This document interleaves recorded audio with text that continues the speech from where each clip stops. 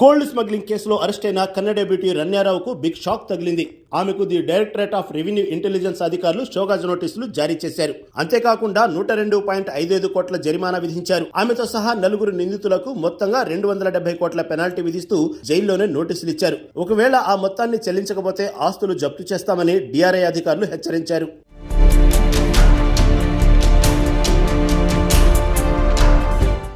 Dubai నుంచి బంగారాన్ని అక్రమంగా తరలిస్తూ మార్చి నెల తొలి వారంలో రన్యారావు బెంగళూరు అంతర్జాతీయ విమానాశ్రయంలో రెడ్ హ్యాండెడ్ గా పట్టుబడిన సంగతి తెలిసిందే. ఆమె నుంచి 14 కిలోల బంగారాన్ని డిఆర్ఐ అధికారులు స్వాధీనం చేసుకుని అరెస్టు చేశారు. నిందితులకు ఏడాది పాటు జైలు శిక్ష పడిన సంగతి తెలిసిందే. విదేశీ మారక ద్రవ్య పరిరక్షణ, స్మగ్లింగ్ నిరోధక చట్టం కింద ఆమెకు కోర్టు ఏడాది జైలు శిక్ష ఖరారు చేసింది. ఆమెతో పాటు సహచరుడు తరుణ్ కొండూరాజు, బంగారు వ్యాపారి సాహిల్ జైన్లకు శిక్ష పడింది.